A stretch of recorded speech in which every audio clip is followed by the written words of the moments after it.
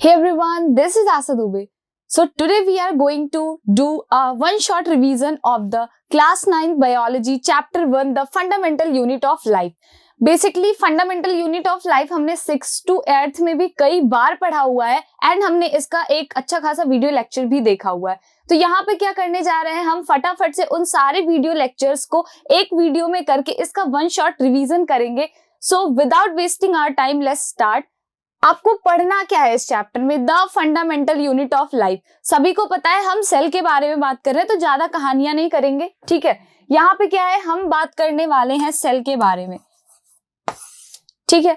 Cell के बारे में है. अब सबसे पहले अगर हम यहाँ पे कुछ टाइम के लिए साइड कर देते हैं कि हमने कुछ चीजें पढ़ी हुई है, तो हम अगर बेसिक से स्टार्ट करें इस चीज को, तो बेसिक से स्टार्ट करने पे हमें पता चलता है कि यहाँ पे कई सारे लिविंग ऑर्गेनिजम्स प्रेजेंट है. नॉन लिविंग के साथ साथ लिविंग ऑर्गेनिजम्स भी हैं. और हमें पता है लिविंग ऑर्गेनिजम्स की बॉडी किसी ना किसी यूनिट पे बेस्ड है. भाई कोई भी चीज बन रही होती है तो उसका एक बेस होता है.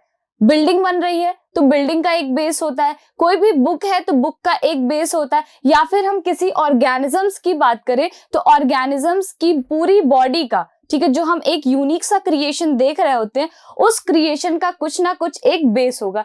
तो हम उसी बेस के बारे में बात कर रहे हैं, दैट इज सेल. अगर हम नॉर्मली पूरे होल साइंस को लेके चलते हैं तो बताया जाता है कि वहां पे क्या है, एटम एक ऐसी यूनिट है जो सबसे स्मॉलेस्ट यूनिट मानी जाती है. तो अगर हम होल साइंस में बात करें तो किसी भी बॉडी का फॉर्मेशन एटम से हुआ है. एटम्स थे, एटम से मॉलिक्यूल बना, फिर मॉलिक्यूल्स डिवाइड करते हैं और ज्यादा कॉम्प्रोमाइज करते हैं, ठीक है, तो मैक्रो मॉलिक्यूल्स बनते हैं. मैक्रो मॉलिक्यूल से ऑर्गेनील्स बनते हैं, ठीक है, जिसको हम ऑर्गेनेली बोलते हैं. यही सारे ऑर्गेनेली कंप्राइज करके एक सेल का फॉर्मेशन करते हैं. एंड यहां तक जब हम आ जाते हैं सेल के फॉर्मेशन पे, फिर बात आ जाती है सिर्फ और सिर्फ बायोलॉजी की. तो सेल से हम देखते हैं कई सारे सेल्स मिलते हैं, टिश्यू बनता है, फिर टिश्यू से ऑर्गन का फॉर्मेशन होगा, ऑर्गन से ऑर्गन सिस्टम बनते, एंड ऑर्गन सिस्टम से एक अच्छा खासा होल ऑर्गेनिजम्स बन जाता है.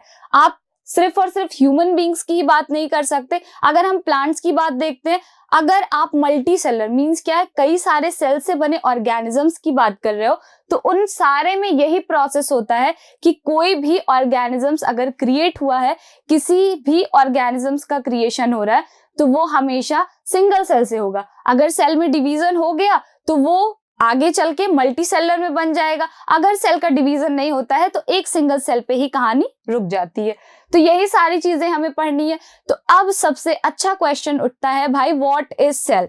तो सेल के बारे में ज्यादा कुछ सोचना नहीं है, आपके चैप्टर ने ही इस चीज का नाम दे दिया है, ठीक है, इसकी डेफिनेशन दी हुई है, that the fundamental unit of life. Fundamental unit of life is called cell. Cell को बेसिकली आप क्या कहोगे, सेल के कई सारे डेफिनेशंस दिए जाते हैं, the basic unit of life, the fundamental unit of life और the structural and functional unit of the life. तो अगर आपसे लिखने को कहा जाता है तो आप सेल की डेफिनेशन में structural and functional unit of life लिख सकते हो. तो पहला क्वेश्चन बनता है that what is cell. What is cell. Cell के बारे में पढ़ रहे हैं तो सबसे पहला ये क्वेश्चन का आंसर आपको देना होगा. आंसर में हम लिखते हैं, आप कई सारे आंसर हैं इसके, the smallest unit of life, the basic unit of life, पर हम यहां पे लिखने जा रहे हैं the structural and functional unit of life. Unit of life. अगर आप स्मॉलेस्ट यूनिट ऑफ लाइफ लिख देते हो तो भी गलत नहीं है, बट यहाँ पे क्या है कि अगर एक अच्छी खासी डेफिनेशन लिखनी हो आपको तो यहाँ पे इससे ज्यादा टफ डेफिनेशन कुछ नहीं बनने वाली, that the structural and functional unit of the life. तो बेसिकली सेल को हमने अपनी लाइफ की जो बेस है वो चीज बताई सेल को. अब सेल को अगर कंपेयर करना हो कि कैसे आप सेल को समझ रहे हो, तो यहाँ पे हम एक अच्छी चीज से समझते हैं. क्या है कि एक बिल्डिंग है,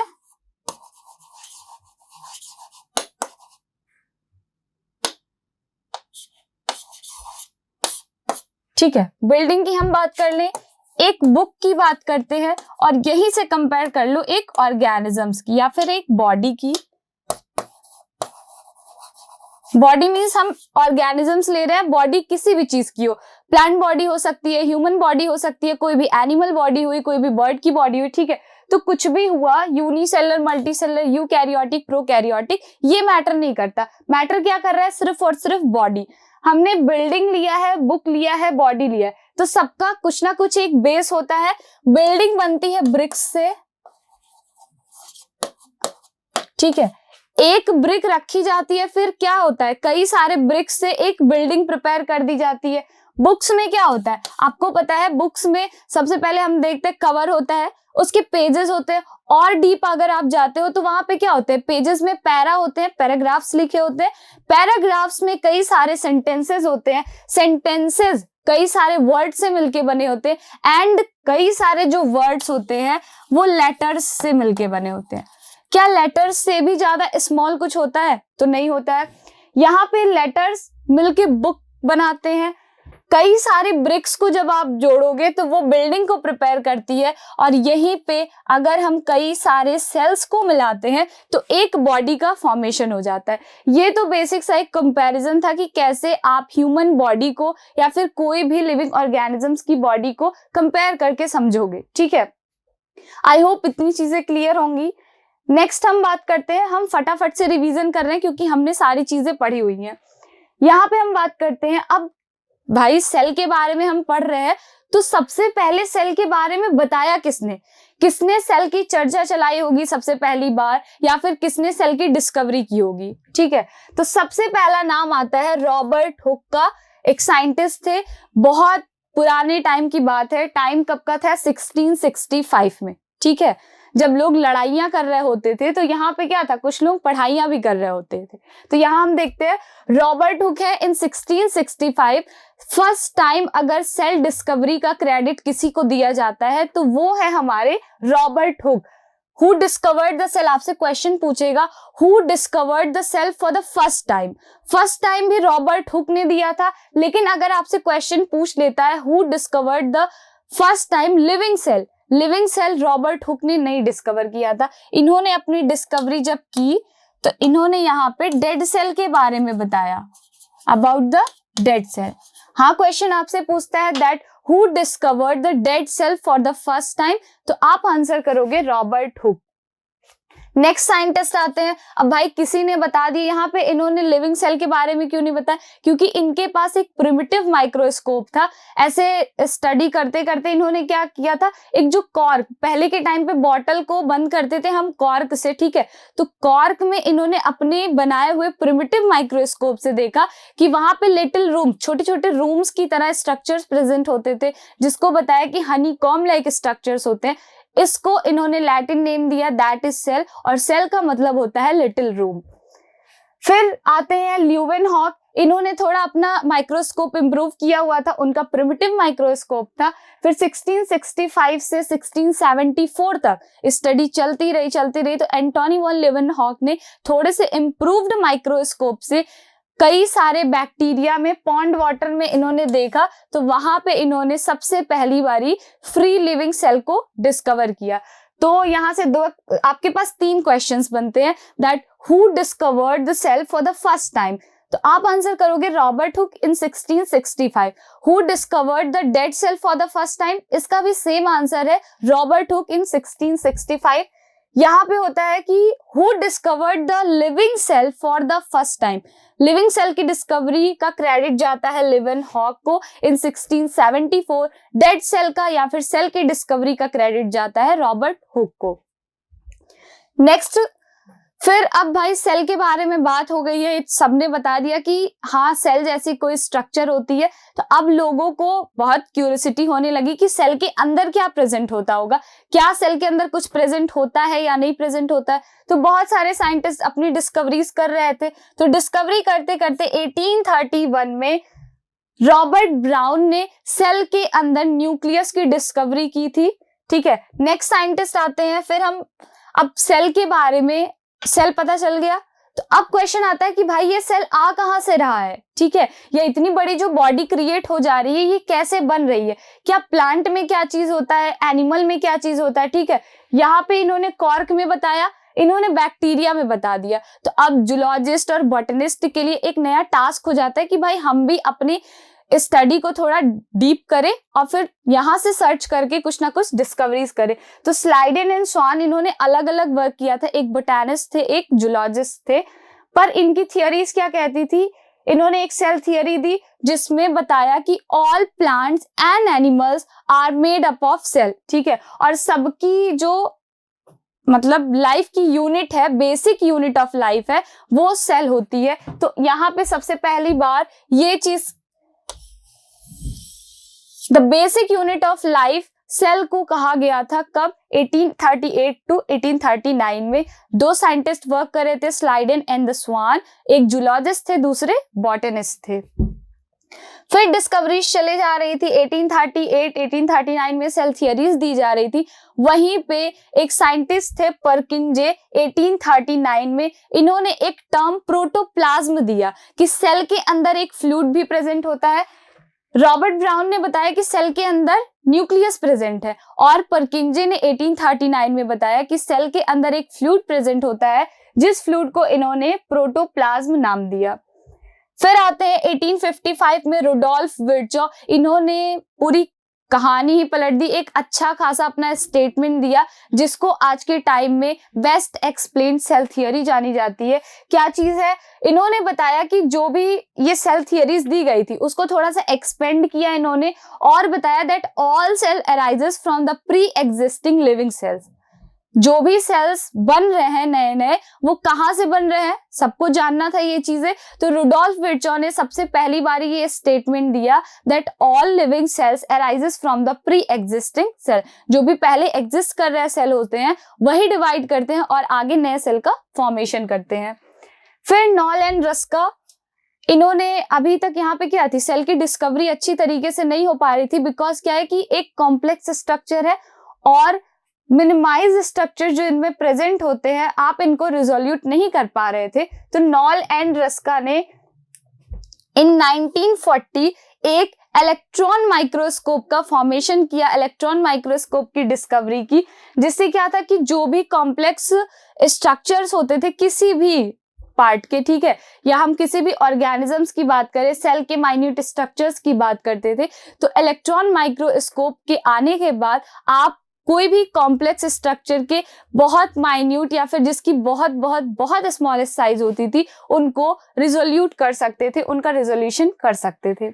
तो ये सारी डिस्कवरीज थी। ये डिस्कवरीज थोड़ी ऊपर ऊपर की है। अब सेल ऑर्गेनेल्स में भी कई सारे डिस्कवरीज है, हर एक सेल ऑर्गेनेल्स को किसी ना किसी साइंटिस्ट ने ही डिस्कवर किया हुआ है, बट ये सारे आपके सिलेबस में है, आप इसको लर्न करो, आपके एग्जाम में इससे क्वेश्चंस उठ सकते हैं, ठीक है।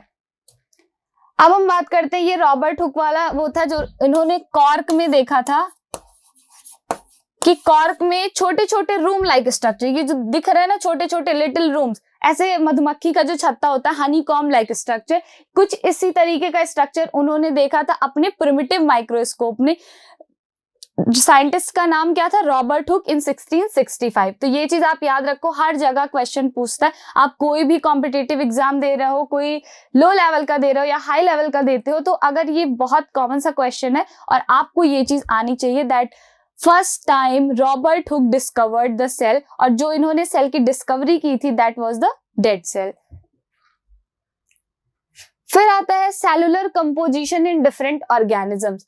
अब भाई आपने बता दिया कि सेल जैसा स्ट्रक्चर प्रेजेंट होता है, एक जो बॉडी है वो पूरी की पूरी सेल से बनी होती है, तो सबको जानना ये था कि अब सेल जो बना हुआ है ये किससे कंपोज्ड है, ठीक है, सेल किन चीजों से मिलके बना हुआ है। तो सेल की डिस्कवरी फिर आगे स्टार्ट होने लगी, एक एक स्ट्रक्चर्स के बारे में बताया जाने लगा। तो सबसे पहली चीज यहाँ पे डिफरेंशिएट की गई that on the basis of number of cells organisms are divided into two main categories, that is unicellular and the multicellular. Unicellular का मतलब क्या है? uni means single होता है, cellular cell है, organisms means organism की बात कर रहे हैं, मीन्स अगर कोई भी ऑर्गेनिजम्स एक सिंगल सेल का बना हुआ है तो उसको आप यूनिसेलर बोलोगे. यहीं पे क्या है इसका just opposite, multicellular. When an organism is composed of the more than 2 cells, अगर 2 से ज्यादा सेल्स के बने हुए हैं तो उनको हम मल्टीसेलर ऑर्गेनिजम्स कहेंगे. आज के टाइम में आपको पता है कि एक ह्यूमन बॉडी बहुत ज्यादा कॉम्प्लेक्स बॉडी है, इसमें millions, billions and trillion cells present होते हैं. डिफरेंस क्या है दोनों के बीच में? A single cell constitute the whole organism. एक ऑर्गेनिज्म एक सिंगल सेल का ही बना होगा, और सबसे खास बात क्या है, वो अपनी लाइफ की हर एक एक्टिविटी, हम जो भी प्रोसेस एक कॉम्प्लेक्स बॉडी में होती है वो सारे प्रोसेस उसमें भी होंगे. वो भी न्यूट्रिशन लेगा, सर्कुलेशन की जरूरत नहीं है, एक्सक्रीशन वो भी करेंगे अगर न्यूट्रिशन लेते हैं, और फिर रेस्पिरेशन भी करते हैं. तो ये जो सारे के सारे प्रोसेस हो रहे हैं, ये सारे प्रोसेस वो अपने एक सिंगल सेल पे ही परफॉर्म करता है.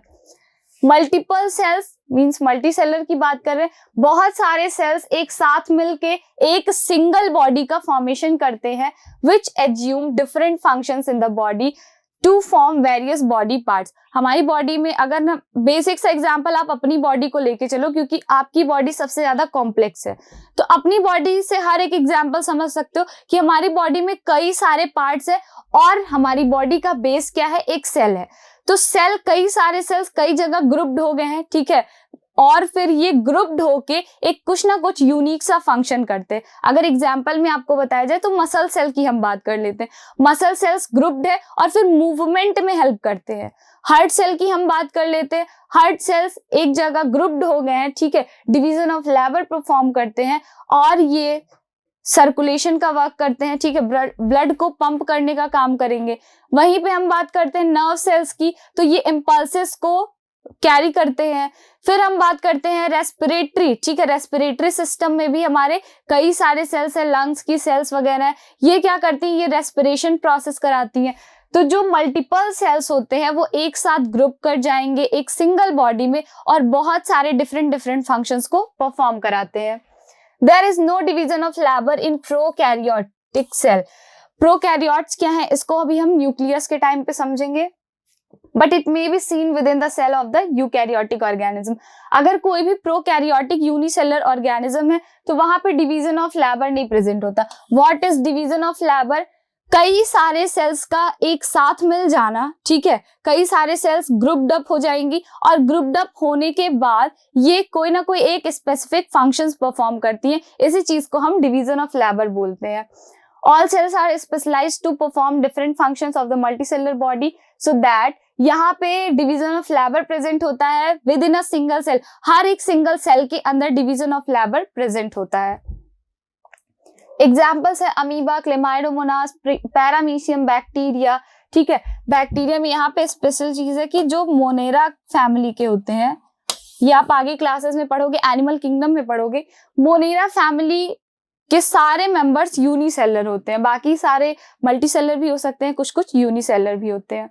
यहाँ पे मल्टीसेलर की एग्जाम्पल्स है फंगी है, प्लांट्स है, एनिमल्स है इंक्लूडिंग ह्यूमंस. यहाँ पे आपको नोट दिया हुआ है that every multicellular organisms start its life as a single cell.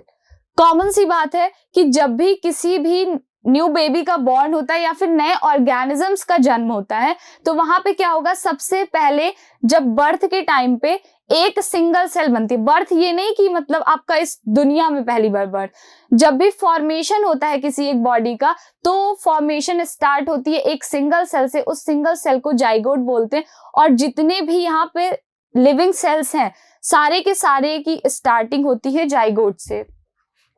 Which divides, अगर जरूरत है तो जाइगोट डिवाइड करेगा, नहीं तो वो एक सिंगल सेल पे ही अपनी लाइफ की एक्टिविटीज को परफॉर्म करता है. And form many cells, all cells thus come from pre existing cell. अब ये वाली चीज आपको कई जगह मिलेगी जो रुडोल्फ विर्चो ने बताया था, that all living cells arises from the pre existing living sales.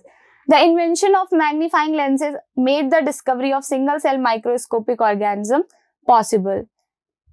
यहाँ पे दिया हुआ है कुछ यूनिसेलर होते हैं, मल्टीसेलर होते हैं।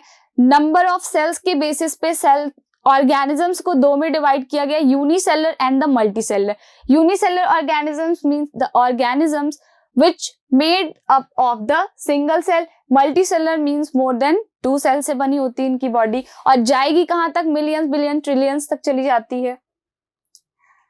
अब बात आती है शेप ऑफ सेल्स की, ठीक है।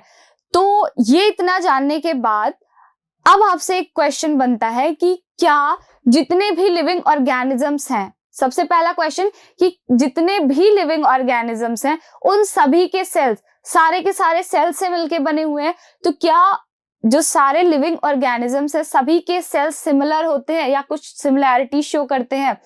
तो आप कॉमनली सोच के बताओ।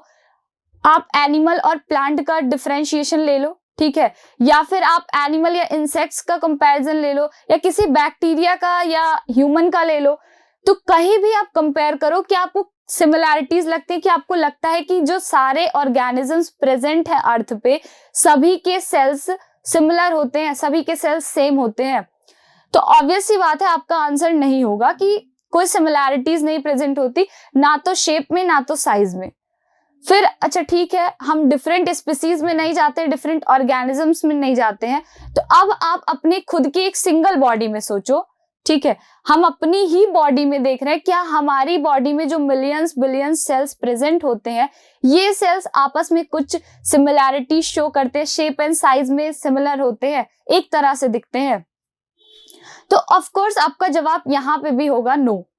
हमारी बॉडी के ही हम कुछ सेल्स को देख सकते हैं जो क्या होते हैं, शेप में भी अलग होते हैं, साइज में भी अलग होते हैं, और बॉडी के सारे सेल्स का फंक्शन भी अलग अलग होता है।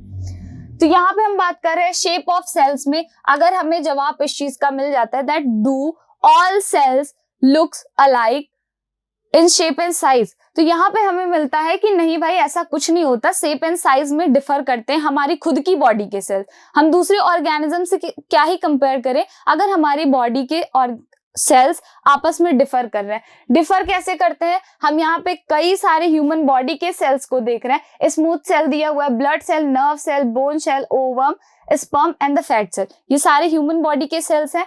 यहाँ पे अगर आप देखो नॉर्मली तो किसी की भी शेप आपस में मैच नहीं करती है।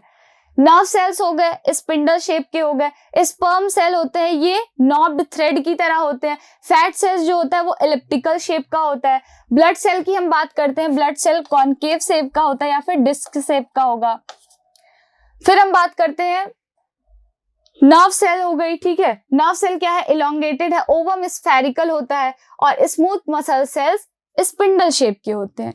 यहाँ पे हम बात कर रहे थे आपको एक चीज और जानने की जरूरत है कि कुछ सेल्स ऐसे होते हैं जिनकी शेप चेंज होती रहती है। व्हाइट ब्लड सेल्स है, इनका कोई फिक्स शेप नहीं होता, ये इरेगुलर शेप के होते हैं और अपने शेप को अक्सर चेंज करते रहते हैं। सेम अमीबा यूनिसेलर है, ठीक है, अमीबा भी अपने शेप को चेंज करता रहता है, उनका कोई फिक्स शेप नहीं है, they are irregular in the shape. और यहाँ पे कुछ फिक्स शेप होते हैं, ठीक है, कुछ फिक्स्ड सेल्स हैं। ओवम स्फेरिकल है तो हमेशा स्फेरिकल ही रहने वाला है। स्पर्म सेल्स हमारी ह्यूमन बॉडी के हैं, ठीक है, तो स्पर्म सेल्स भी क्या होते हैं, ये नॉब्ड थ्रेड की तरह एक बारी हैं तो ऐसे हमेशा रहने वाले हैं। तो कुछ फिक्स्ड सेल होते हैं, कुछ नॉन फिक्स्ड होते हैं, लेकिन कहीं से भी ये आपस में सिमिलैरिटीज नहीं शो करते, ये किसी भी शेप में सिमिलैरिटीज नहीं शो करते। अब शेप की बात हो गई, फिर हम बात करते हैं क्या साइज में सेम होते हैं? भैया अगर शेप में नहीं सेम है तो साइज में कहां से सेम होने वाले हैं? साइज में सेम नहीं होते, इस चीज का प्रूफ दो। तो प्रूफ है हमारे पास। अगर हम बात करें सबसे स्मॉलेस्ट सेल का, ठीक है, पूरे अर्थ पे सबसे स्मॉलेस्ट सेल माइकोप्लाज्मा क्या है, इससे छोटा सेल अभी तक प्रेजेंट नहीं है। और अगर हम बात करें the biggest the largest cell, ठीक है, होल यूनिवर्स में लार्जेस्ट सेल होता है ऑस्ट्रिच के एग का, लगभग फुटबॉल के साइज का होता है। आपको पता है ये एग है, ठीक है, एग क्या है, egg is a single cell, और ये सिंगल सेल एक फुटबॉल के शेप का होता है। अब आप खुद से सोचो, एक सेल इतना बड़ा है और एक सेल इतना छोटा है कि इसको इलेक्ट्रॉन माइक्रोस्कोप से मैग्नीफाई करके देखने की जरूरत है। तो यहीं पे आपको डिफरेंस दिख जाता है कि ना तो सारे सेल्स शेप में सेम होते हैं, ना ही साइज में सिमिलैरिटी शो करते हैं। एग्जाम्पल्स में और भी है। स्मॉलेस्ट सेल ऑफ माइकोप्लाज्मा, अगर पूरे यूनिवर्स में आप देख रहे हो तो स्मॉलेस्ट सेल कौन सा है? माइकोप्लाज्मा। आज तक की डिस्कवरी में हम बात करते हैं। और वेरी लार्ज सेल ऑस्ट्रिच का एग होता है। फिर अगर अब हम ह्यूमन बॉडी की बात करें, मेन एजेंडा आपका ये होना चाहिए दैट आप ह्यूमन बॉडी के बारे में हर एक डिटेल ले लो। यहां पे बताया गया longest cell of the human body. जो लॉन्गेस्ट सेल होती है वो होती है हमारी नर्व सेल, अप्रोक्सीमेट 1 मीटर की होती है। लार्जेस्ट सेल की हम बात करें, लार्जेस्ट सेल जो फीमेल का एग होता है दैट इज ओवम, ठीक है। लार्जेस्ट और लॉन्गेस्ट की हम बात कर रहे हैं, ठीक है। यहाँ पे आपको पता चल गया जो लॉन्गेस्ट सेल होती है, लॉन्ग एंड लार्ज में डिफरेंस है। लॉन्गेस्ट सेल हमारी ह्यूमन बॉडी की हमारी नर्व सेल होती है और जो लार्जेस्ट सेल होती है दैट इज ओवम।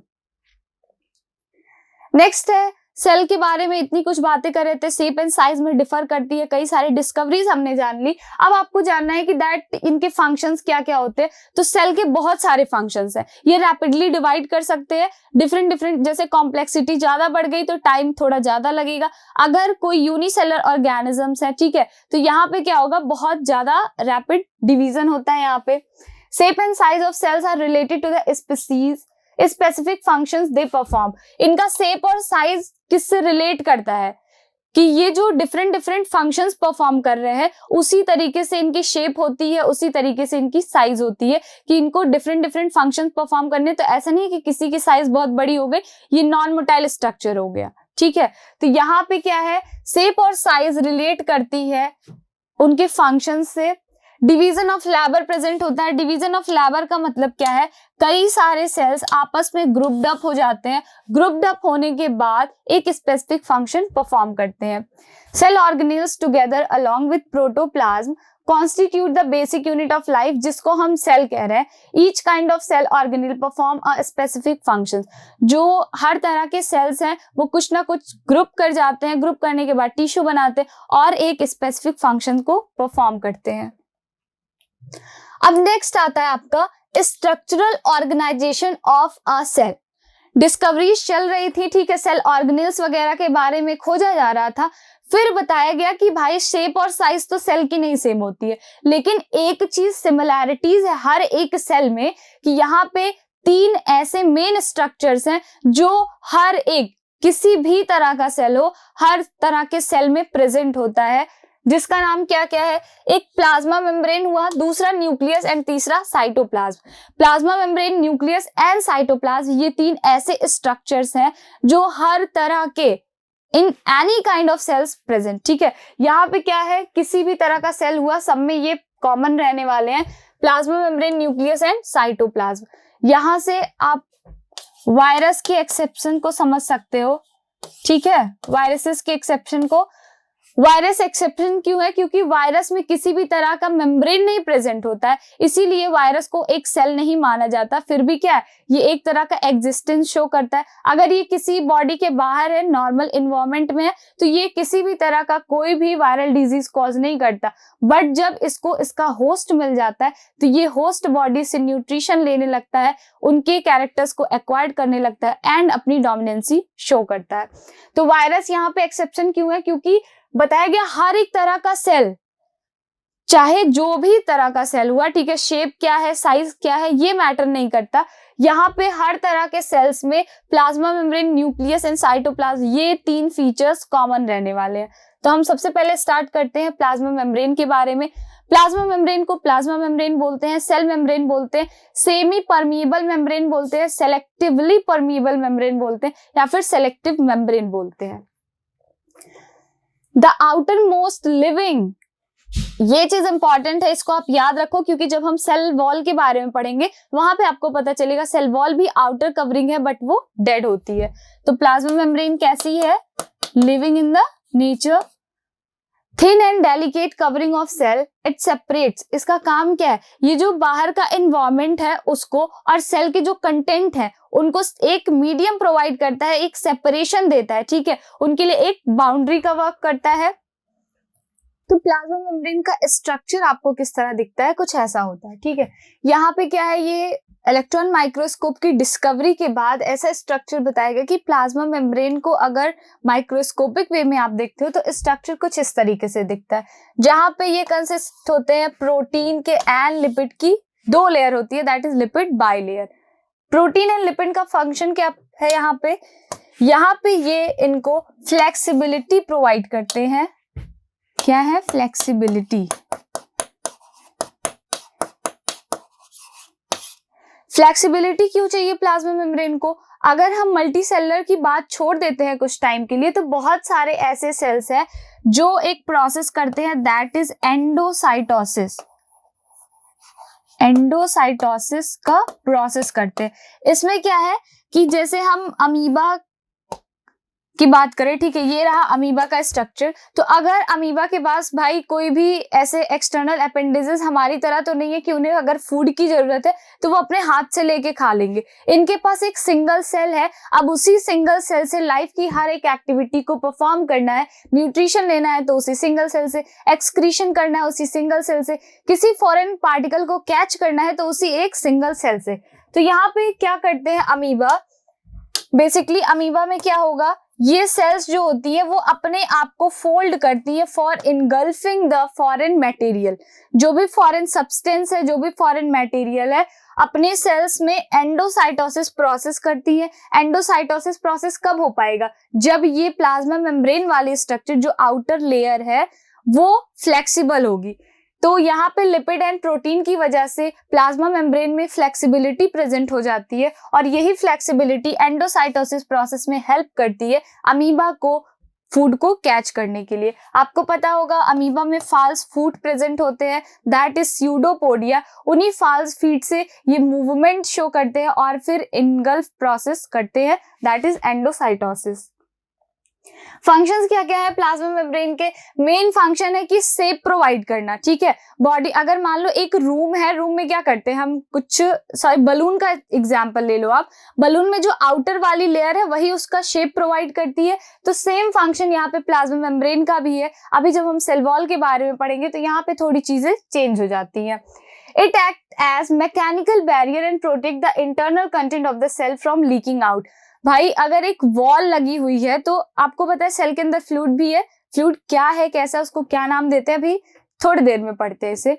तो वहां पे उसके जो भी कंटेंट है सेल के, जो भी ऑर्गेनेल्स है, जो भी फ्लूइड है, वो चीजें बाहर लीक मत कर जाए सराउंडिंग में, इसी वजह से ये प्रेजेंट होते हैं। तो ये as a mechanical barrier function करते हैं।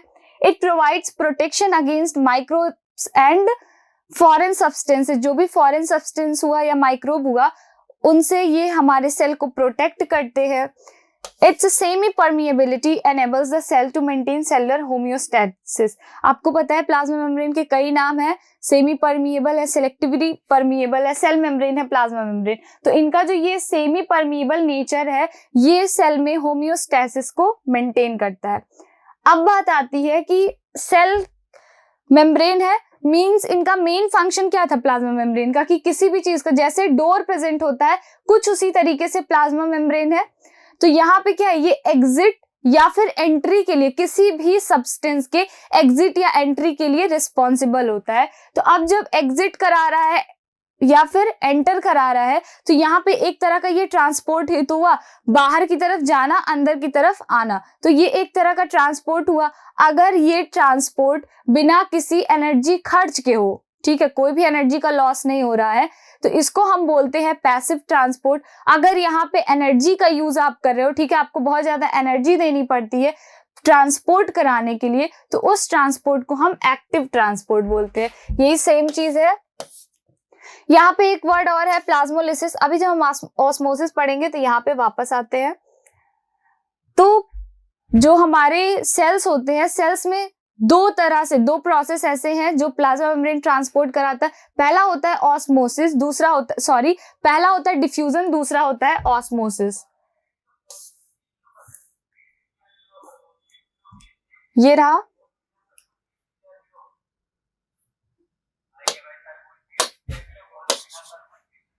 ठीक। ये हम बात कर रहे हैं कि transport across the membrane by diffusion. अगर डिफ्यूजन के थ्रू ट्रांसपोर्ट हो रहा है तो कैसा होता है, बहुत बेसिक सा है, यहाँ पे कुछ भी नहीं करना, कोई चीज अपने हायर कंसेंट्रेशन में है और फिर लोअर कंसेंट्रेशन पे है, तो जब हम देखते हैं हायर कंसेंट्रेशन पे है तो हायर कंसेंट्रेशन से लोअर कंसेंट्रेशन की तरफ जब भी सॉलिड, लिक्विड या गैस का मूवमेंट होता है तो इस प्रोसेस को आप डिफ्यूजन कहोगे। डेफिनेशन में से कैसे बोलते हैं, द स्पॉन्टेनियस मूवमेंट, ठीक है, जो सडन मूवमेंट हो गया ना, spontaneous movement of a substance could be solid, liquid और gas from region of its higher concentration, मतलब ये अपने हायर कंसेंट्रेशन में, हायर कंसेंट्रेशन से किसी भी सब्सटेंस का movement from its lower concentration is called diffusion. कौन कौन से सब्सटेंस हो सकते हैं, सॉलिड हो सकते हैं, लिक्विड हो सकते हैं, गैस हो सकते हैं। मेनली इसमें खास बात क्या है कि जो आपका गैस होता है, गैस का डिफ्यूजन बहुत फास्ट होता है कंपेयर टू लिक्विड, लिक्विड का थोड़ा स्लो होगा और सबसे स्लो डिफ्यूजन प्रोसेस हमारी सॉलिड का होता है, ठीक है। ये चीज है, इसका बेस्ट एग्जांपल अगर आपको समझना हो तो आप रेस्पिरेशन प्रोसेस में जो गैसियस एक्सचेंज होता है दैट इज ब्रीदिंग, हमारी बॉडी में ब्रीदिंग प्रोसेस आप देख सकते हो, ये एग्जैक्ट एग्जाम्पल है डिफ्यूजन का, कि अगर हमने बाहर से इनहेल किया हुआ है ऑक्सीजन को, इनहेल हम करते हैं ऑक्सीजन को क्योंकि आउटर एनवायरनमेंट में ऑक्सीजन ज्यादा होता है, मींस ऑक्सीजन का जो कंसंट्रेशन होता है, हायर कंसंट्रेशन होता है आउटर एटमॉस्फेयर में, और हमारी बॉडी के सेल्स में ऑक्सीजन की जरूरत है, मींस लोअर कंसंट्रेशन। तो हम क्या करते हैं, उस वक्त पे इनहेल करते हैं ऑक्सीजन को, जिससे एक्सटर्नल मींस हायर कंसंट्रेशन से लोअर कंसंट्रेशन की तरफ ऑक्सीजन का मूवमेंट हुआ। एंड आपको पता है जब ट्रांसपोर्टेशन हो रहा होता है, रेस्पिरेशन प्रोसेस हो रही होती है, सेल बर्न करती है तो वहां पे कार्बन डाइऑक्साइड निकलती है, हमारी सेल्स में कार्बन डाइऑक्साइड का अमाउंट ज्यादा हो जाता है, means carbon dioxide concentration cells में इंक्रीज किया, तो तब हम एक्सहेल करते हैं क्योंकि सेल्स की कंपैरिजन में बाहर की तरफ कार्बन डाइऑक्साइड का मींस आउटर एटमॉस्फेयर में कार्बन डाइऑक्साइड का जो कंसंट्रेशन है वो लो होता है, तो हायर कंसंट्रेशन से लोअर कंसंट्रेशन की तरफ कार्बन डाइऑक्साइड का मूवमेंट होता है जब हम इनहेल एंड एक्सहेल करते हैं, ठीक है। तो डिफ्यूजन का बेस्ट एग्जांपल हमारे गैसियस एक्सचेंज में होता है, ब्रीदिंग प्रोसेस में हो रहा है।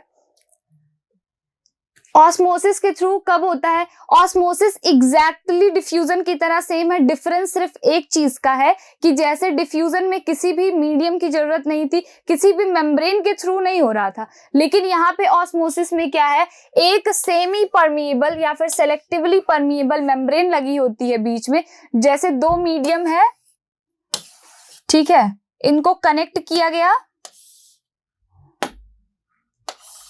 मीडियम को आपने कनेक्ट कर दिया गया। यहाँ पे कंडीशन क्या है, एक कंडीशन है दैट इधर एक semi permeable, selective semi permeable membrane लगनी चाहिए। यहाँ पे क्या होगी, ये कुछ मॉलिक्यूल्स को ही परमिशन देती है कि ये एक कंसंट्रेशन से, हायर कंसंट्रेशन से अपने लोअर कंसंट्रेशन की तरफ मूवमेंट कर सके। वो मॉलिक्यूल कौन सा होता है, ये सिर्फ लिक्विड को परमिट करती है, चाहे कंसंट्रेशन कुछ भी हो, वाटर को ही परमिशन देगी कि वो अपने हायर कंसंट्रेशन से लोअर कंसंट्रेशन की तरफ मूव कर सके। The process of osmosis can be seen in a cell placed in solution of different concentration. यहाँ पे दिया हुआ है hypotonic, isotonic and the hypertonic. अच्छा खासा केस अगर आपको पढ़ना है तो आप इन तीन कंडीशन से समझ सकते हो कि ऑस्मोसिस कैसे हो रहा है, कैसे वाटर का मूवमेंट होता है। तो सबसे पहला हमें मिलता है हाइपोटोनिक सॉल्यूशन, ठीक है, एग्जांपल से समझते हैं। ये हमारा रहा, सबसे पहले इसको साइड कर दो, आइसोटोनिक। आइसोटोनिक का मतलब क्या है कि एक ये सेल है और फिर यहाँ पे एक और सेल है, तो ये जो इसका सराउंडिंग है, ये हो गया इसका सराउंडिंग और ये हो गया मीडियम, ठीक है। तो सराउंडिंग में अगर वाटर का कंसंट्रेशन और जो मीडियम है, ठीक है, मेन मीडियम है, दोनों में वाटर का कंसंट्रेशन इक्वल है तो इक्वल अमाउंट में ट्रांसपोर्ट होगा, ठीक है, किसी भी तरह का कोई कंसंट्रेशन डिफरेंस नहीं आ रहा, इसी वजह से इसे बोलते हैं आइसोटोनिक। और यहाँ पे सेल की जो शेप है, साइज है, वो फिक्स रहने वाली है। दिक्कत कहाँ आती है, हाइपोटोनिक में। यहाँ पे हाइपोटोनिक का मतलब है सेल मोटा हो जाएगा, हाइपो ठीक है, थोड़ा मोटा से आप समझ लो। तो यहाँ पे मतलब क्या है, सेल स्वेल अप करने वाली है। स्वेल अप कैसे करेगी, ऑस्मोसिस प्रोसेस करेंगे हम।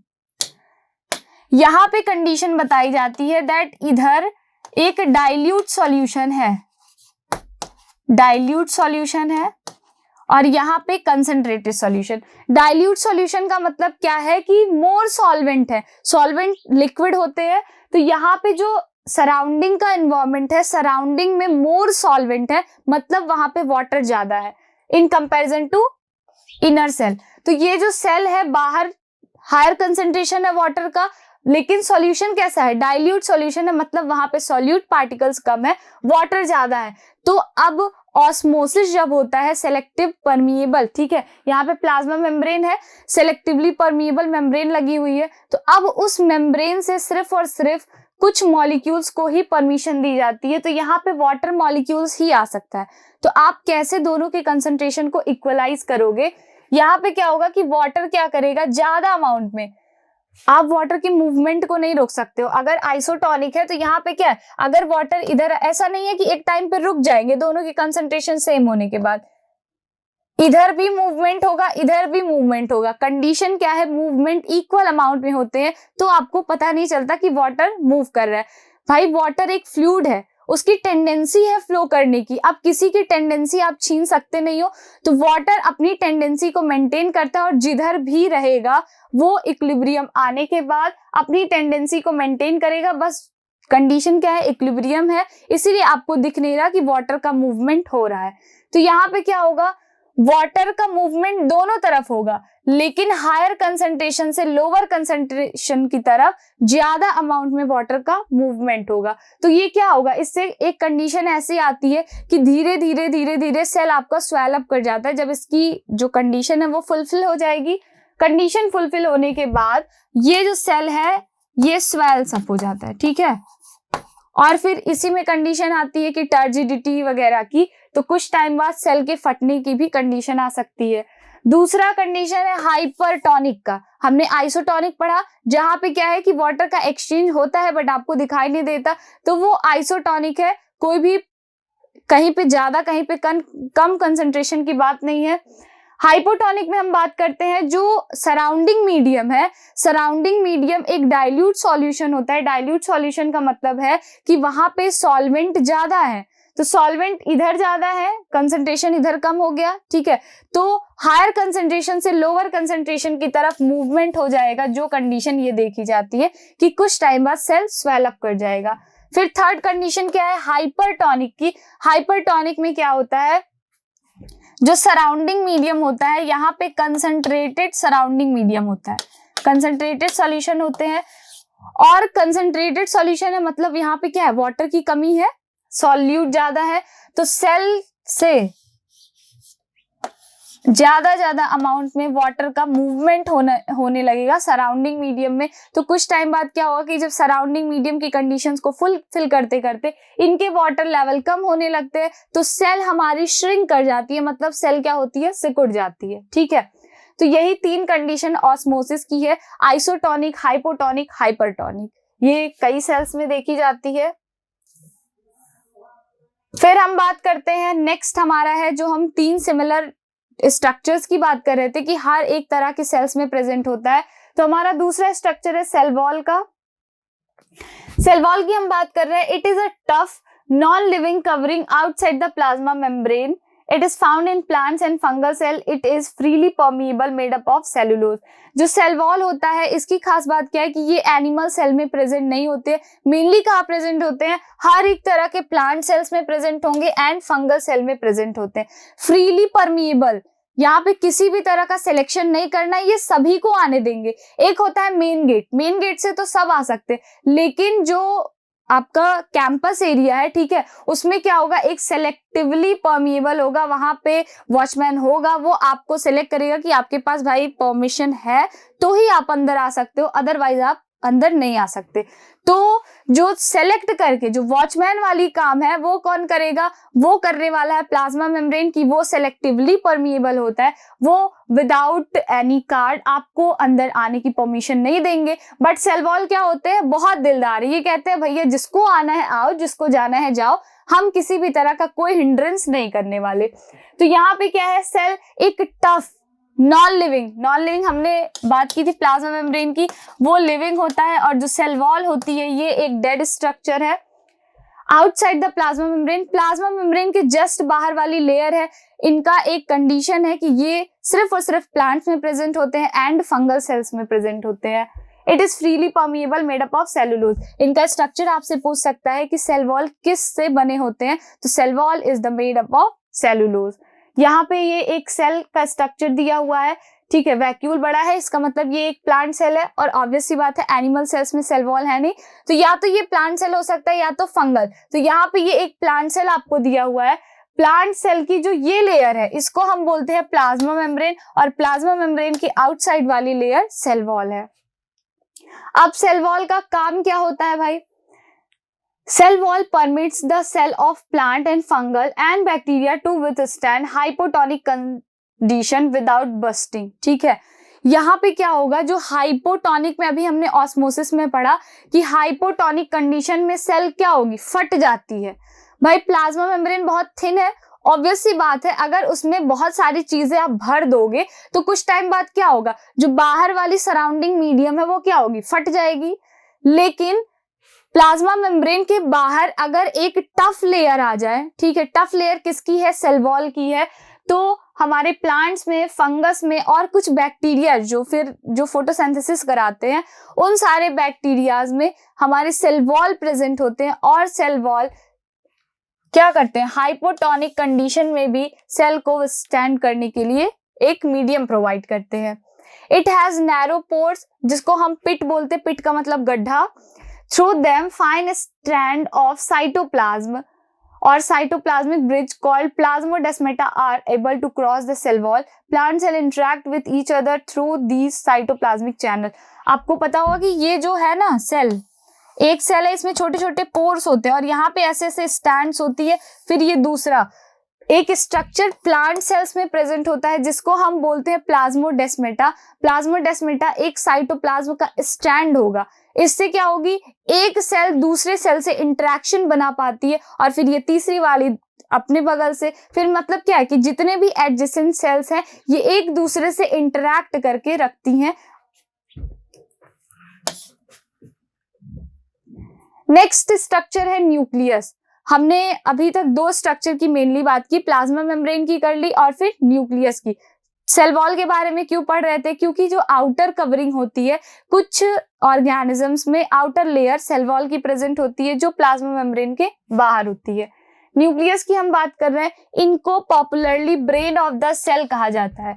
अब यहाँ से आपके पास ब्रेन हो तो आप खुद से सोच सकते हो कि ब्रेन ऑफ द सेल कहा जा रहा है, मींस सेल को कंडक्ट करने का काम किसका होगा, इन्हीं न्यूक्लियस का होगा। They transfer the materials from inside the nucleus to cytoplasm। जो भी न्यूक्लियस के अंदर चीजें बनेंगी, ठीक है, जिन चीजों का फॉर्मेशन होगा उसको न्यूक्लियस से बाहर साइटोप्लाज्म, मतलब एक सेल की हम बात कर रहे हैं, सेल के अंदर ये रहा न्यूक्लियस, सेल जो भी ये न्यूक्लियस जो भी चीजें बनाएगा इनको साइटोप्लाज्म में वापस ट्रांसफर करता रहेगा। न्यूक्लियस कंटेन करते हैं क्रोमोसोम्स को, they which are visible as rod shape structure only when the cell is about to divide। यहाँ पे कह रहा है कि न्यूक्लियस के पास क्रोमोसोम्स क्या होते हैं, क्रोमोसोम्स क्या है अभी बताते हैं। क्रोमोसोम्स प्रेजेंट होंगे। क्रोमोसोम एक रॉड शेप का स्ट्रक्चर है, कब विजिबल होगा आपको, जब सेल डिवीजन का टाइम चल रहा होगा। एक स्ट्रक्चर और प्रेजेंट होता है, दैट इज न्यूक्लियोलस, ठीक है। इट इज मोर और लेस राउंड स्ट्रक्चर। न्यूक्लियस के अंदर एक छोटा सा स्ट्रक्चर प्रेजेंट होगा, वो राउंड हो भी सकता है, नहीं भी हो सकता है। It does not have covering of membranes, it is known as factory of ribosome. Factory of ribosomes का मतलब क्या है, यहाँ पे राइबोसोम्स का फॉर्मेशन होगा। न्यूक्लियस के बारे में खास बात क्या है, ये एक डबल मेम्ब्रेनस स्ट्रक्चर है।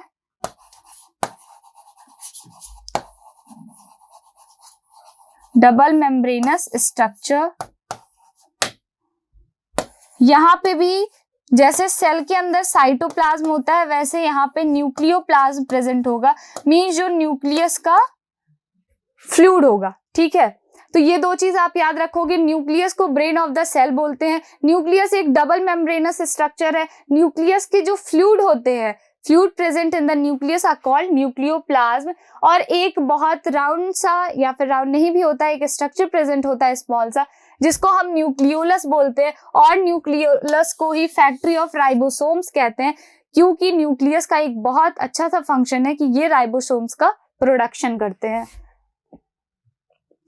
कुछ ऐसा स्ट्रक्चर दिखता है, ठीक है, इसको थोड़ा सा कट भी किया हुआ है। अगर नॉर्मल सेल में आप देख रहे हो न्यूक्लियस को, तो यहाँ पे क्या होगा, न्यूक्लियस के कुछ पोर्स प्रेजेंट होते हैं। वो पोर्स हेल्प करते हैं कि जो न्यूक्लियस के अंदर सब्सटेंसेस है वो बाहर के साइटोप्लाज्म में भी जा सके।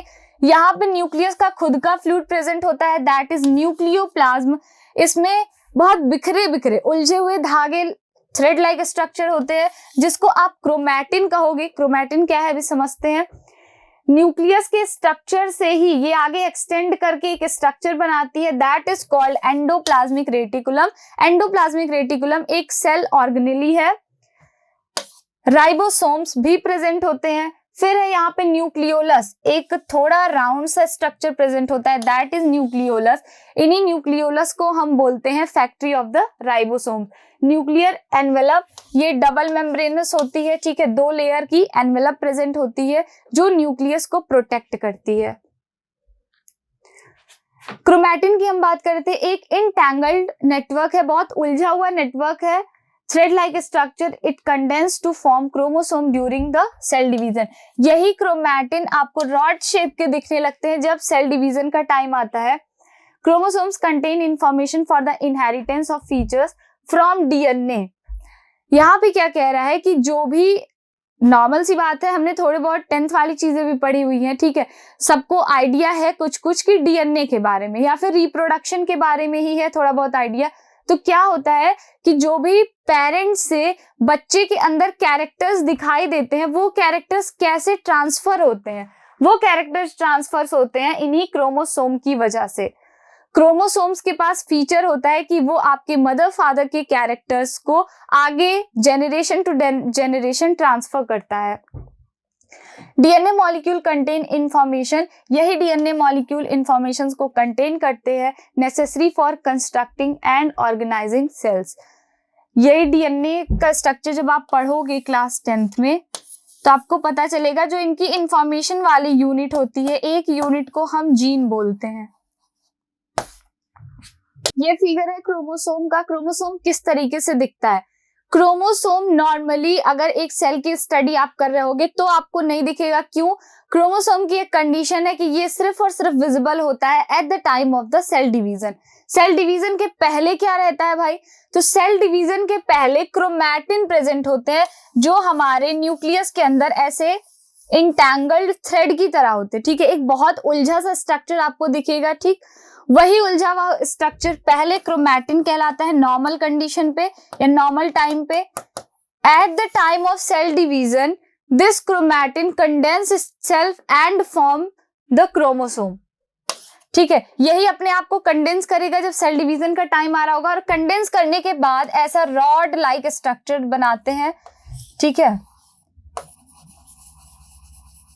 यहाँ पे क्या होती है, ये इनकी पी आर्म होती है, ये इनकी क्यू आर्म होती है, और बीच में प्रेजेंट होते हैं सेंट्रोमियर, जिसके थ्रू ये जो इनकी आर्म्स होती हैं वो अटैच्ड होती हैं। फिर आगे क्या होता है, यही क्रोमोसोम्स हिस्टोन प्रोटीन से मिलते हैं। हिस्टोन प्रोटीन में क्या होता है, फिर डीएनए से अटैच्ड होते हैं, और ये दोनों जाके आगे मिलके डीएनए का अच्छा खासा फॉर्मेशन करते हैं। न्यूक्लियोलस का फंक्शन क्या है, न्यूक्लियस का फंक्शन क्या है? Nucleus plays an important role in cellular reproduction. ठीक है, जो सेल का रिप्रोडक्शन होता है उसमें इंपॉर्टेंट रोल प्ले करते हैं। वो किस तरीके से करते हैं? क्योंकि अभी हमने पढ़ा कि जो भी इनहेरिटेड कैरेक्टर्स होते हैं वो सारी इंफॉर्मेशन होती है क्रोमोसोम के पास, और क्रोमोसोम्स ही क्रोमैटिन होते हैं। क्रोमैटिन प्रेजेंट होता है इन द न्यूक्लियस। तो भाई बेसिकली अगर आप देखो डायरेक्टली और इनडायरेक्टली न्यूक्लियस ही इंपॉर्टेंट रोल प्ले कर रहा है। In this process, a cell divides to form two new cells. आगे क्या होगा कि पहले न्यूक्लियस का डिवीजन हो जाता है, एक सेल के अंदर 2 न्यूक्लियस एग्जिस्ट नहीं करते, तो फिर बाद में क्या होता है कि साइटोकाइनेसिस के थ्रू एक सेल से 2 सेल का फॉर्मेशन हो जाता है। It helps in the transmission of hereditary traits from parents to offspring. क्योंकि क्रोमोसोम प्रेजेंट होते हैं न्यूक्लियस के अंदर, तो ये सारे कैरेक्टर्स, सारा क्रेडिट चला जाता है न्यूक्लियस को। It controls all metabolic activity of the cell. Cell की जितनी भी मेटाबॉलिक एक्टिविटी हो रही है सारा कुछ कंट्रोल होता है न्यूक्लियस के हाथ में। If it is removed the protoplasm ड्राइज up. अगर सेल को निकाल दिया जाए तो प्रोटोप्लाज्म ड्राई हो जाएगा, क्योंकि बहुत सारे सब्सटेंसेस सिर्फ और सिर्फ न्यूक्लियस बनाता है और इसको ट्रांसपोर्ट करता है पूरे सेल में। यहाँ पे है इन सम ऑर्गेनिजम्स, जैसे कि बैक्टीरिया हुआ, nuclear region of the cell poorly defined because of the absence of nuclear membrane. जैसे हमारे एक कॉम्प्लेक्स सेल हुआ, ठीक है, एक वेल डेवलप्ड सेल है, तो वहां पे न्यूक्लियस प्रेजेंट होता था, डबल मेम्ब्रेनस स्ट्रक्चर। लेकिन कुछ ऐसे सेल्स होते हैं जो पुअरली डेवलप होते हैं, पूरे के पूरे डेवलप नहीं हो पाते हैं, उनमें न्यूक्लियस की जगह न्यूक्लियोइड प्रेजेंट होता है and nucleoid is devoid of the any membrane. ठीक है, यहाँ पे कोई भी मेम्ब्रेन नहीं प्रेजेंट होता है। जो न्यूक्लियस वाली रीजन होती है, न्यूक्लियस वाली रीजन पे यही न्यूक्लियोइड प्रेजेंट होते हैं।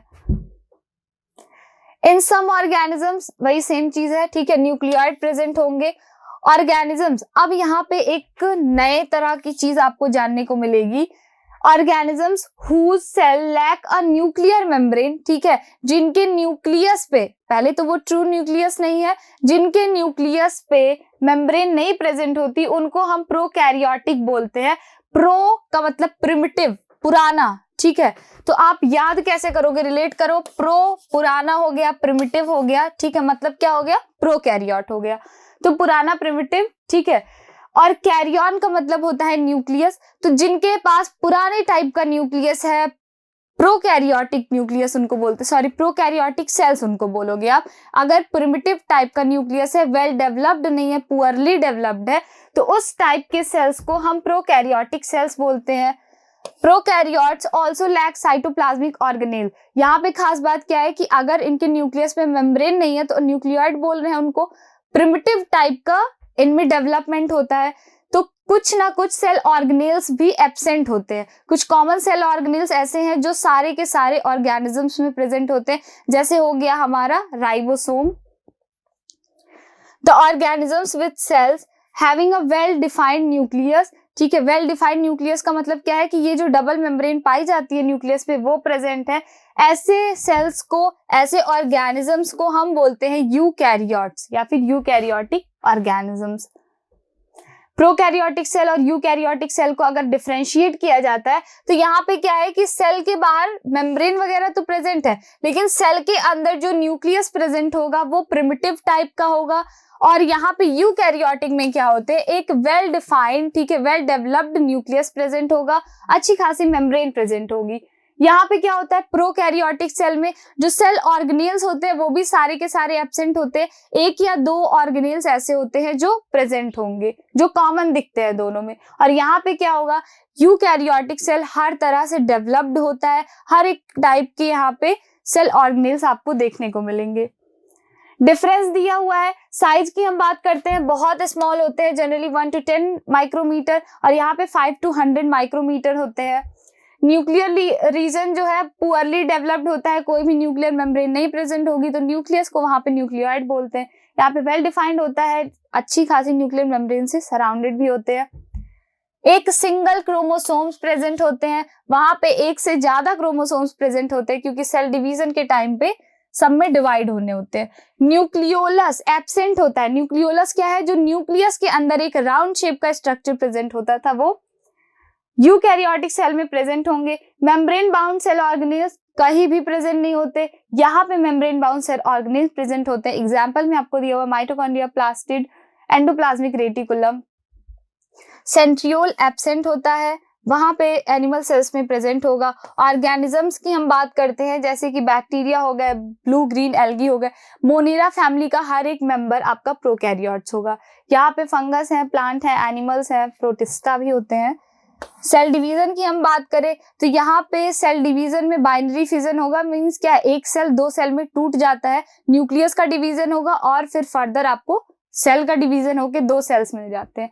यहाँ पे इतना इजी नहीं होता है, यहाँ पे माइटोटिक डिवीजन होगा, मियोटिक डिवीजन होगा, मींस माइटोसिस और मियोसिस प्रोसेस होते हैं, तब जाके कहीं सेल डिवीजन होता है। तो ये बेसिक सा डिफरेंस था दोनों के बीच में। हमें तीसरा कॉमन स्ट्रक्चर जो हर एक तरह के सेल में प्रेजेंट होता है, ये रहा fluid, that is cytoplasm. Cytoplasm की हम बात करें, क्या है, refers to cell content bounded by a cell membrane. जो सारा सेल कंटेंट होता है, ठीक है, सेल मेम्ब्रेन से बाउंड होता है। यूकैरियोटिक सेल में it is the cell content between the cell membrane and the nucleus. Nucleus और सेल मेम्ब्रेन के बीच में जो भी सेल कंटेंट होते हैं उनको हम साइटोप्लाज्म बोलते हैं। फंक्शन क्या क्या है साइटोप्लाज्म के, ये हेल्प करेंगे exchange of material between cell organelle. एक सेल से दूसरे सेल ऑर्गेनेल के बीच में कुछ लेन देन का काम होता है तो वो साइटोप्लाज्म के थ्रू करते हैं। ये स्टोर हाउस की तरह काम करते हैं, बहुत सारे मटेरियल्स को खुद ही स्टोर करके रखेंगे।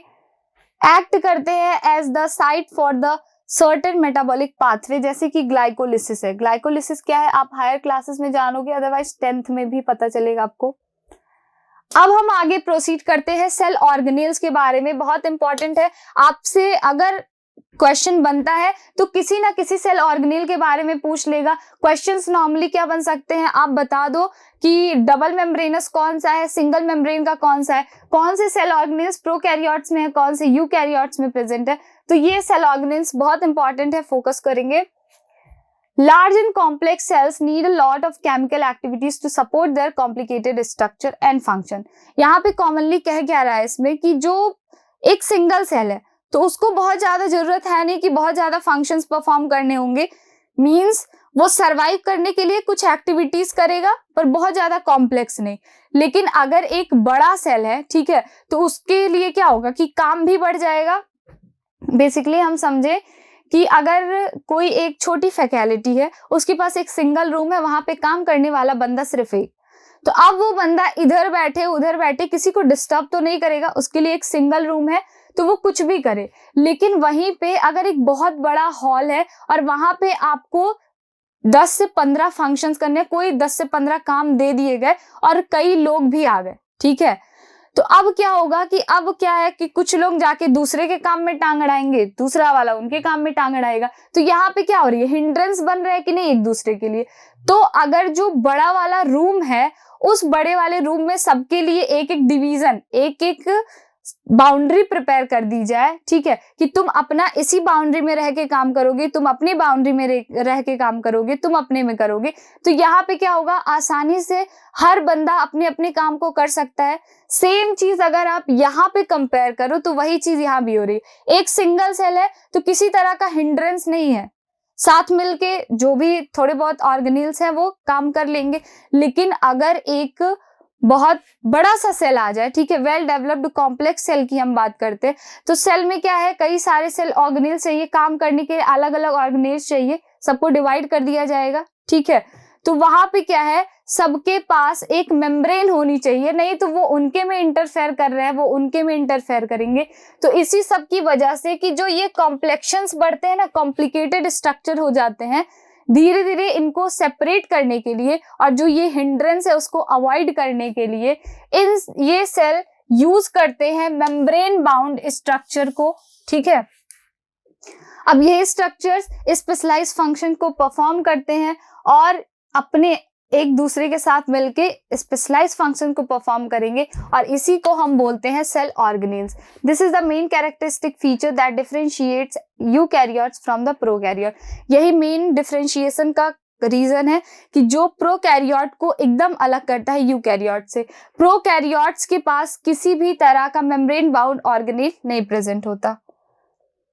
तो सबसे पहला हमारे पास है एंडोप्लाज्मिक रेटिकुलम। एंडोप्लाज्मिक रेटिकुलम क्या है, न्यूक्लियस से एक एक्सटेंड करता हुआ स्ट्रक्चर आपको दिखेगा जिसको हम एंडोप्लाज्मिक रेटिकुलम कहते हैं। जो भी न्यूक्लियस ने बनाया हुआ होता है सब्सटेंस वो ट्रांसफर कराता है इनकी तरफ। ये क्या करते हैं, ये भी कुछ फंक्शंस करते हैं, ठीक है, और नए नए जो सब्सटेंसेस होते हैं उनका फॉर्मेशन करते हैं। यहाँ पे इनके नेचर के बेसिस पे 2 types of endoplasmic reticulum present होते हैं। पहला होता है रफ एंडोप्लाज्मिक रेटिकुलम, दूसरा होता है स्मूथ। रफ क्यों है, इनके सरफेस पे राइबोसोम प्रेजेंट होंगे। किसी की सरफेस पे कुछ अगर लगा वगा है तो वो क्या होता है, थोड़ा रफ हो जाता है सरफेस। तो अगर राइबोसोम प्रेजेंट है, ribosome, R for ribosome, R for rough, अगर राइबोसोम प्रेजेंट है तो इनको हम रफ एंडोप्लाज्मिक रेटिकुलम कहेंगे। अगर कुछ भी नहीं प्रेजेंट है, बहुत चिकना है, तो उसे हम क्या कहते हैं, स्मूथ। ठीक है, तो इन्हीं के नेचर के बेसिस पे एक रफ एंडोप्लाज्मिक रेटिकुलम है, दूसरा स्मूथ। रफ का मतलब क्या है, यहाँ पे राइबोसोम्स प्रेजेंट है, और राइबोसोम्स का प्रेजेंट होना ये इंडिकेट करता है that it will produce protein. ठीक है, ये प्रोटीन का फॉर्मेशन करेंगे। फंक्शंस क्या है, बहुत इजी फंक्शंस है। अगर जहां पे राइबोसोम प्रेजेंट है, मतलब क्या है, RER, रफ एंडोप्लाज्मिक रेटिकुलम का फंक्शन हो जाएगा कि ये प्रोटीन की सिंथेसिस करेंगे और प्रोटीन यहाँ पे मैन्युफैक्चर भी किया जाएगा एंड ट्रांसपोर्ट भी किया जाएगा। फैट एंड लिपिड, अब fat and lipid rough endoplasmic से प्रोड्यूस नहीं किया जाएगा, उनका काम डिवाइड कर दिया जाएगा स्मूथ एंडोप्लाज्मिक रेटिकुलम को। तो फैट और लिपिड मॉलिक्यूल को मैन्युफैक्चर करने का काम स्मूथ एंडोप्लाज्मिक रेटिकुलम का होता है। इस प्रोसेस को मेम्ब्रेन बायोजेनेसिस कहते हैं। क्यों? क्योंकि ये प्लाज्मा मेम्ब्रेन को बनाने में हेल्प करते हैं। Some other protein and lipid synthesised by ER function as enzyme and hormones. जो स्मूथ एंडोप्लाज्मिक रेटिकुलम होता है, ये बहुत ही इंपॉर्टेंट रोल प्ले करता है डिटॉक्सिफिकेशन में। हम जो भी मेडिसिन वगैरह ले लेते हैं उसमें क्या होता है, कुछ ना कुछ पॉइजन्स होते हैं या हमारे लिए हार्मफुल होते हैं, तो ये क्या करते हैं, उन ड्रग्स को डिटॉक्सिफाई करने का काम करते हैं स्मूथ एंडोप्लाज्मिक रेटिकुलम। इनका फंक्शन क्या है, as a cytoplasmic framework it provide a surface for some of the biochemical activities of the cell. ये मैकेनिकल सपोर्ट प्रोवाइड करते हैं सेल को। नेक्स्ट स्ट्रक्चर आता है गोल्जी बॉडी का या फिर गोल्जी एप्रोटस का। ये दिखने में कुछ इस तरीके का होता है। यहाँ पे 3 स्ट्रक्चर्स देखने को मिलेंगे, वेस्किल्स होते हैं, ल्यूमेन होता है और सिस्टर्नी होते हैं। ठीक है, वेस्किल थोड़े स्फेरिकल शेप के होते हैं, सिस्टर्नी एक फ्लैट स्ट्रक्चर होता है। तो इन्हीं स्ट्रक्चर का एक फ्रेमवर्क आपको देखने को मिलेगा जिसको हम गोल्जी एप्रोटस कहते हैं। ये स्ट्रक्चर बनना शुरू होता है एंडोप्लाज्मिक रेटिकुलम से, इनका फॉर्मेशन एंडोप्लाज्मिक रेटिकुलम से होगा। फंक्शंस क्या क्या है इनके, ये स्टोरेज का वर्क करते हैं, मॉडिफिकेशन का वर्क करते हैं, पैकेजिंग का वर्क करते हैं। मींस आप नॉर्मली इनको कह सकते हो कि ये आपके मिंत्रा फ्लिपकार्ट वाले भैया की तरह है। ठीक है, इनका काम क्या है कि ये पैकेजिंग का वर्क करेंगे और फिर इसको डिस्पैच भी करते हैं, जो भी सब्सटेंस एंडोप्लाज्मिक रेटिकुलम बनाता है। एंडोप्लाज्मिक रेटिकुलम ने जिस चीज का फॉर्मेशन किया उसको पैक करेंगे एंड फिर उसको डिस्पैच भी करते हैं। It involves in the formation of lysosome. Lysosome के फॉर्मेशन में ये हेल्प करेंगे और इनके फॉर्मेशन में हेल्प करता है एंडोप्लाज्मिक रेटिकुलम। ये कॉम्प्लेक्स शुगर बनाते हैं, कहाँ से, जो सिंपल शुगर्स होते हैं उनको मॉडिफाई करके कॉम्प्लेक्स शुगर बनाते हैं और फिर cell wall and plasma membrane की सिंथेसिस में भी हेल्प करते हैं। यहाँ पे एक खास बात है कि इसकी डिस्कवरी किसने की थी, साइंटिस्ट थे जिनका नाम था कैमलियो गोल्जी। तो उन्होंने अपने नाम पे एक डिस्कवरी की थी। ठीक है, तो इन्होंने एक स्ट्रक्चर देखा तो उसका नया नाम दे दिया दैट गोल्जी एप्रेटस या फिर गोल्जी बॉडी। जो गोल्जी बॉडी फॉर्मेशन करते हैं लाइसोसोम का, वो क्या चीज होता है, these are a kind of waste disposal system of the cell. Cell का वेस्ट डिस्पोजल सिस्टम है, मींस सेल में कुछ भी खराब वराब हो जाएगा तो वो यहीं पे आएगा। ठीक है, lysosomes are also called the suicidal bag of the cell. ये बहुत इंपॉर्टेंट है, नॉर्मल कोई भी कॉम्पिटिटिव एग्जाम ये चीजें पूछ लेता है अगर उसे जनरल साइंस पूछना होता है। आपसे सबसे पहला फेमस क्वेश्चन पूछेगा that which cell organelle is called the suicidal bag of the cell. ठीक है, तो आंसर है that lysosome is known as suicidal bag of the cell. अब दूसरा क्वेश्चन पूछते हैं भाई कि why lysosome is known as suicidal bag of the cell.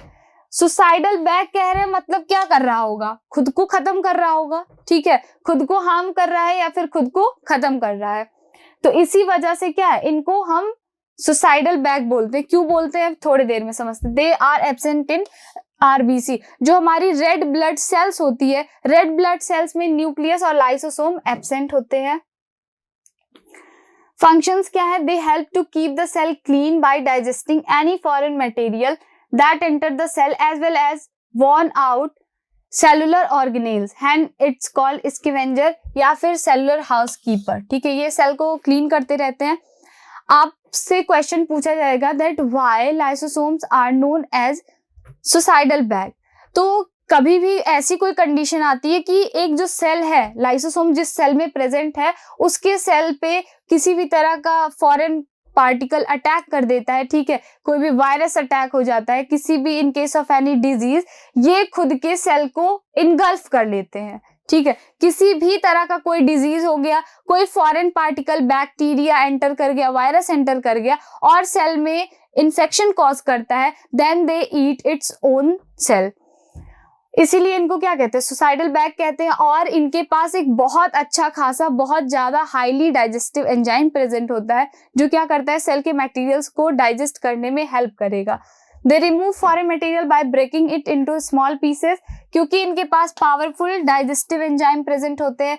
These enzyme can break down all organic material. फिर हम बात करते हैं, हमारा नेक्स्ट ऑर्गेनेल है माइटोकॉन्ड्रिया। अभी तक जो हमने ये दो पढ़े, ये तीन पढ़े ना, एंडोप्लाज्मिक रेटिकुलम, ये भी सिंगल सेल, सिंगल मेम्ब्रेन का है, ठीक है। फिर हमने गोल्जी बॉडी के बारे में पढ़ा, ये भी क्या होते हैं, सिंगल मेम्ब्रेनस होते हैं। Lysosome is also a single membrane, ठीक है। अब हम पढ़ने जा रहे हैं अबाउट द माइटोकॉन्ड्रिया। माइटोकॉन्ड्रिया क्या होते हैं, डबल मेम्ब्रेनस होते हैं, ठीक है। इनके ऊपर की जो लेयरिंग होती है, यहाँ पे दो लेयर प्रेजेंट होगी। Mitochondria were first observed by Kolliker in 1880। It is a double membrane bound cell organelle. खास बात क्या है कि इनके पास, ये बहुत पावरफुल होते हैं, इनके पास खुद का राइबोसोम होता है, ठीक है, खुद का डीएनए प्रेजेंट होगा, खुद की ग्रैन्यूल्स प्रेजेंट होते हैं, जो इसके लिए एक एग्जिस्टेंस बनाते हैं। मींस क्या है, अगर सेल के कुछ मेंबर्स हेल्प नहीं भी करेंगे तो ये खुद से जिंदा रह सकता है, मींस इसकी ओन एग्जिस्टेंस है। फंक्शंस क्या है, इनको power house of the cell भी बोलते हैं। It generates energy for various activities of the cell. Mitochondria is known as the power house of the cell. आपसे दूसरा फेमस क्वेश्चन की हर एक कंपटीशन में पूछा जाने वाला क्वेश्चन कि power house of the cell किसको बोलते हैं, तो power house of the cell is known as mitochondria. Mitochondria are site of cellular respiration. Cellular respiration क्या होता है, क्लास 10th में आपको जानना है, और उससे भी आप हायर क्लासेस में जाओगे तो हर एक प्रोसेस आपको पता चलेगी कि माइटोकॉन्ड्रिया ही सेलुलर रेस्पिरेशन का साइट होता है। जो भी फूड आप इनगल्फ करते हो, उस फूड को फर्दर ब्रेक किया जाता है हमारे सेल के माइटोकॉन्ड्रिया में। Whenever the cell requires energy, जब भी सेल को जरूरत होती है एनर्जी की, यही एटीपी मॉलिक्यूल जो माइटोकॉन्ड्रिया ने एटीपी स्टोर कर करके रखा हुआ होता है, उसको ब्रेक करता है, और जब एटीपी ब्रेक होता है तो ये बहुत ज्यादा अमाउंट में एनर्जी को रिलीज करता है। Mitochondria are strange organelles. Strange क्यों है, क्योंकि इनके पास खुद का डीएनए होता है, खुद का राइबोसोम्स होता है, hence they are able to make some of their own proteins. Next हम बात करते हैं प्लास्टिड की। प्लास्टिड भी डबल मेम्ब्रेनस स्ट्रक्चर होता है, यहाँ पे भी डबल मेम्ब्रेन प्रेजेंट होंगे इनकी आउटर लेयर पे। These are found only in the plant cell. Plastid की खास बात क्या है कि ये सिर्फ और सिर्फ प्लांट सेल्स में प्रेजेंट रहने वाले हैं। टाइप्स ऑफ प्लास्टिड की हम बात करें, क्लोरोप्लास्ट है, ल्यूकोप्लास्ट है एंड क्रोमोप्लास्ट है। क्लोरोप्लास्ट कहीं ना कहीं आपने नाम सुना होगा, क्लास 6 to 8 आपको जब फोटोसिंथेसिस प्रोसेस पढ़ाया जाता है, इवन आजकल क्लास 2 से फोटोसिंथेसिस बच्चे जानते हैं, तो फोटोसिंथेसिस प्रोसेस में सबने क्लोरोप्लास्ट के बारे में सुना होगा। अगर क्लोरोप्लास्ट के बारे में नहीं सुना तो क्लोरोफिल के बारे में हर हाल में सुना होगा। फिर आता है ल्यूकोप्लास्ट एंड क्रोमोप्लास्ट। ये सारे जो है ये कलर पिगमेंट हैं।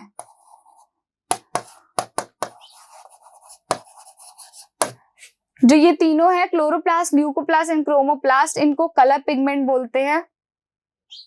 क्लोरोप्लास्ट क्या होता है, ये ग्रीन कलर का पिगमेंट है। क्लोरोप्लास्ट में प्रेजेंट होते हैं क्लोरोफिल, जो फोटोसिंथेसिस के टाइम पे लाइट एनर्जी को एब्जॉर्ब करते हैं। ग्रीन कलर, जो भी प्लांट्स हमारे ग्रीन कलर के होते हैं, आपसे पूछा जाता है ना कि पत्तियां हरी क्यों होती हैं, व्हाई लीव्स आर ग्रीन, तो इसका एक बेसिक आंसर है, लीव्स में प्रेजेंट होते हैं क्लोरोफिल। क्लोरोफिल लाइट एनर्जी को ट्रैप करने का काम करते हैं during the process of the photosynthesis.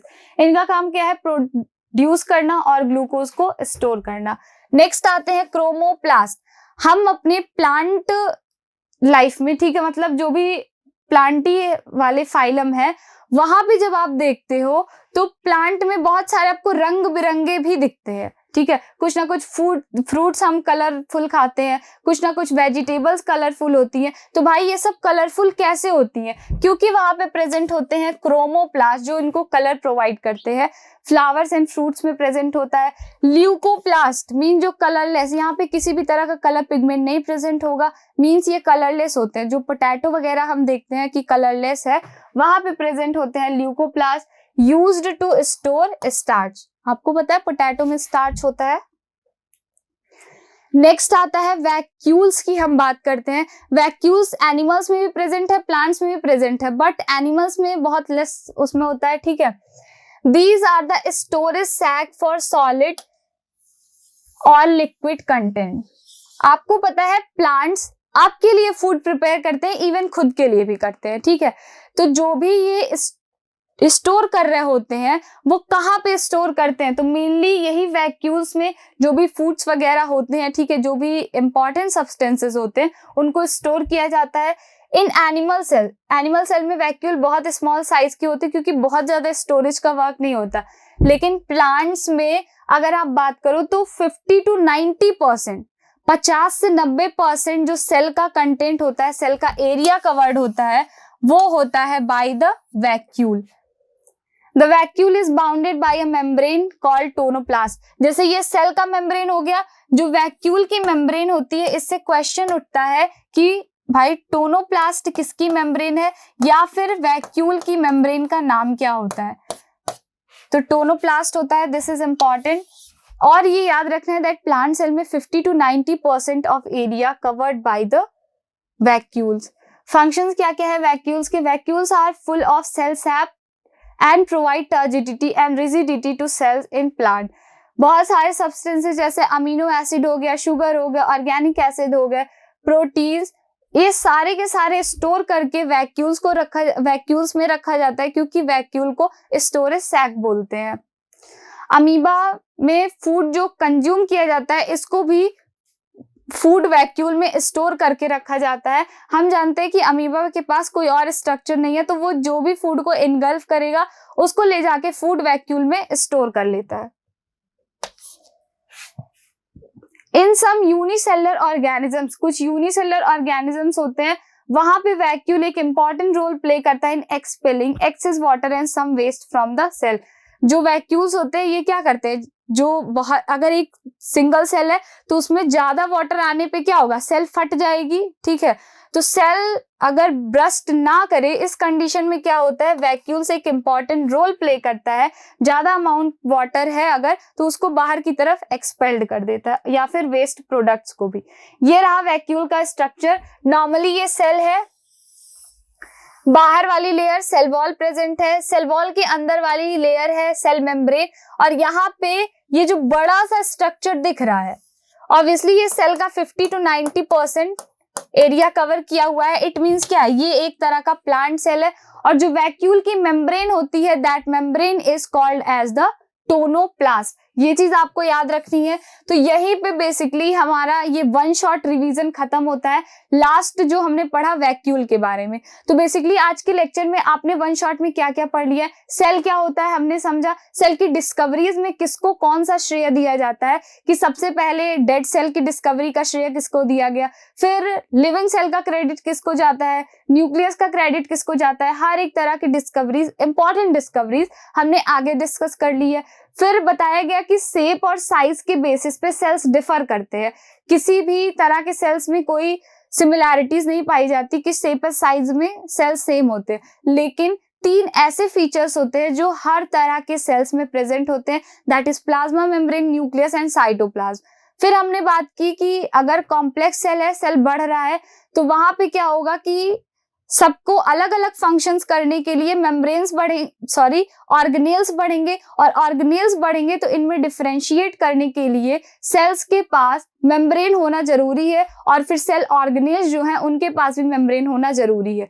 तो हमने मेम्ब्रेन बाउंड ऑर्गेनेल्स को पढ़ा। और फिर यूकैरियोट एंड प्रोकैरियोट की जब बात की जाती है, तो यूकैरियोट्स एंड प्रोकैरियोट्स में एक बेसिक सा डिफरेंस, जो मेनली उन्हें डिफरेंशिएट करता है, यही membrane bound cell organelle differentiate करते हैं। बाकी प्रोकैरियोट्स के न्यूक्लियस अनडेवलप्ड होते हैं, ठीक है, पुअरली डेवलप्ड होते हैं, प्रिमिटिव टाइप के होते हैं। यूकैरियोटिक में सब कुछ वेल डेवलप्ड होता है, मेम्ब्रेन बाउंड ऑर्गेनेल्स पाए जाते हैं। और फिर अगर हम एग्जांपल्स की बात करें तो मोनेरा फैमिली, मोनेरा जो है वो आता है आपका सारा का सारा प्रोकैरियोट्स को इंक्लूड करता है, बाकी कुछ फंगस भी आते हैं। यूकैरियोट्स में सारे protista, fungus, animals and plants आते हैं। आई होप आपको सारी चीजें समझ में आई होंगी। So do like, share and subscribe and follow for more. Thank you.